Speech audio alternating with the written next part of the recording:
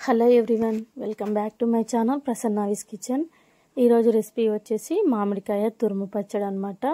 ఇదైతే 5 to 6 months వరకు కూడా నిల్వ ఉంటుంది. చాలా ఈజీగా కూడా చేసుకోవచ్చు. ఎంత వంట రాని వాళ్ళైనా కూడా ఈజీగా చేసేస్తారు.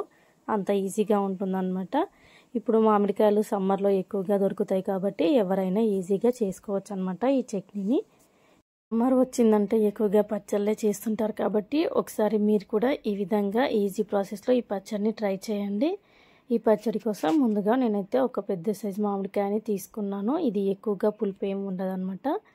ఈ విధంగా మామిడికాయని తీసుకొని నీట్గా వాష్ చేసుకొని పైన ఉన్న పీల్ అంతా తీసేసి తురిమి తీసుకున్నాను. ఈ విధంగా తురుముకొని తీసుకోవాలన్నమాట.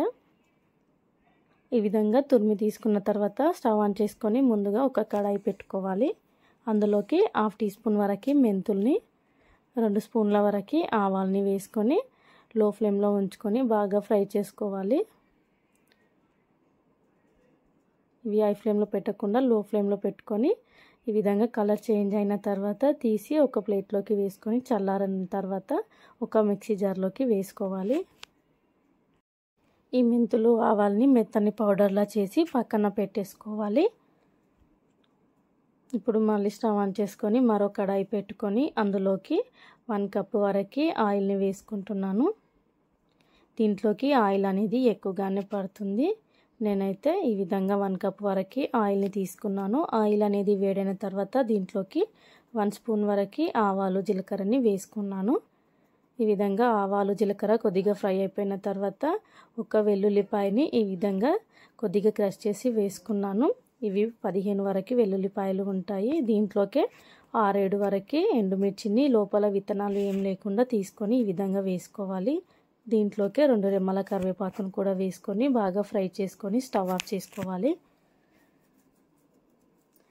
ఈ విధంగా మొత్తం పూర్తిగా చల్లారిపోయిన తర్వాతనే దీంట్లోకి అన్నింటినీ యాడ్ చేసుకోవాలి. ఈ విధంగా ఒకసారి చేయితో కానీ టెస్ట్ చేసి చూసుకోండి. ఆయిల్ అనేది పూర్తిగా చల్లారాలన్నమాట.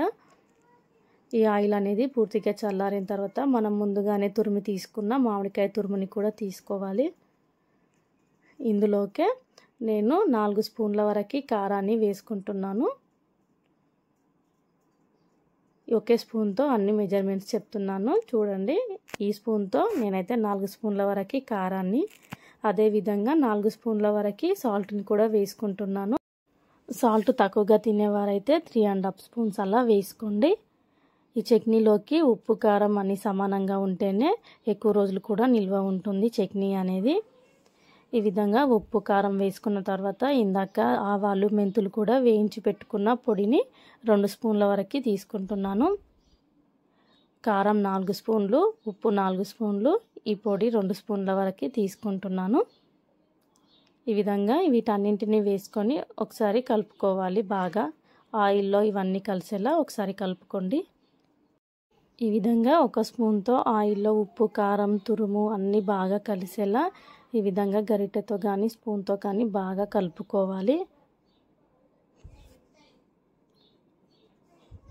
ఈ చట్నీ అయితే చాలా టేస్టీగా ఉంటుందన్నమాట. ఎవరైనా చాలా ఈజీగా చేసేస్తారు. ఈ విధంగా అంతా బాగా కలిసిపోయిన తర్వాత దీన్ని పక్కన పెట్టేసుకొని 5-6 అవర్స్ తర్వాత చూసినట్లయితే ఈ విధంగా ఆయిల్ అనేది పైకి తేలుతుందన్నమాట. చట్నీలోకి ఆయిల్ ఎక్కువగా ఉంటేనే ఎక్కువ రోజులు కూడా నిల్వ ఉంటుంది.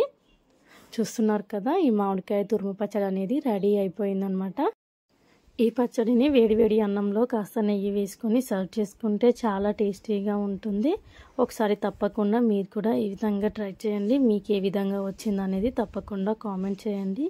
ఈ చట్నీ అయితే చాలా టేస్టీగా ఉంటుంది. 5 to 6 months వరకు కూడా నిల్వ ఉంటుంది.